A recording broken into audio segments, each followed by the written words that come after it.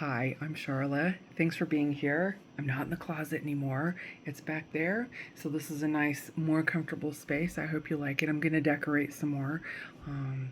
If you have any suggestions, cool. And so we're waiting here while the temperatures drop rapidly in northern Colorado for 7 to 12 inches of snow tomorrow.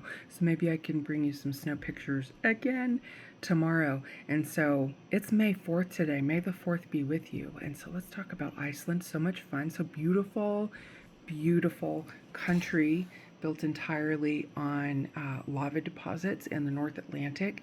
It sits right on top of the Mid-Atlantic Ridge, which is a plate boundary traversing the entire Atlantic Ocean.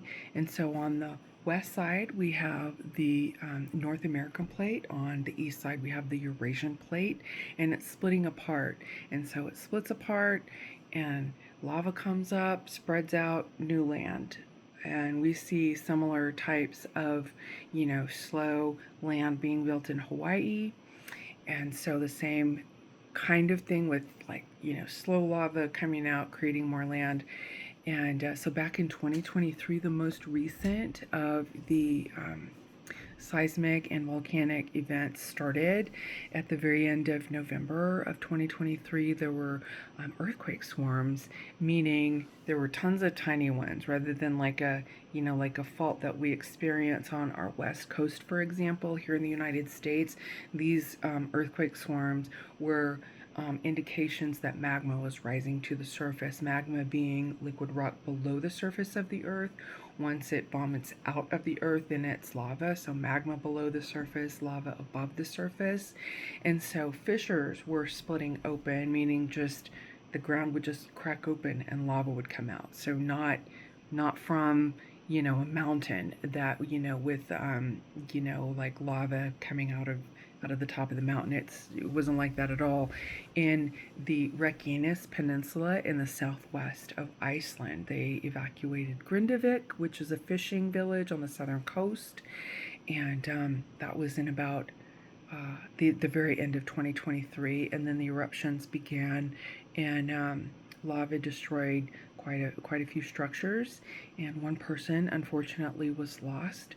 The Icelandic people are very well equipped to deal with this and do really save a lot of lives with their creativity, and they create like earthen barriers, and so that was really helpful to protect people and structures.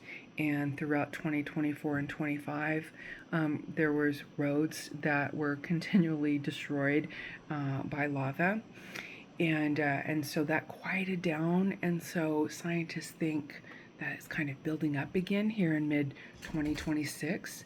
And so differently, back in 2010, not 2020, in 2010, there was a volcano that I'm not going to try to pronounce it right now just because it's really hard. And even with like a sound, help with that, like you can put a word into your search engine and it'll come up with like a pronunciation, for you.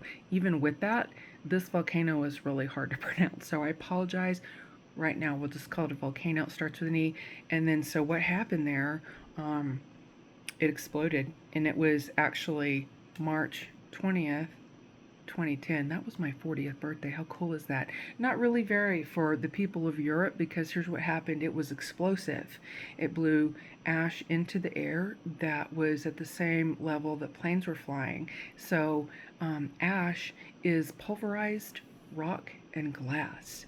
You cannot fly in that. It means death and destruction. And so many planes were grounded all across Europe's busiest airports. You may remember that. It didn't really affect us here in the United States unless if we were going to Europe.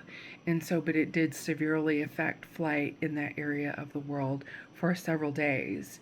And so volcanoes don't care what you think or what you have going on. They're going to do what they're going to do. And let's keep an eye on Iceland. The people there are amazing. They really know how to deal with this, and we can learn so much from their resilience. And just have a wonderful, amazing Monday. And we'll talk about stuff really, really soon. Thank you.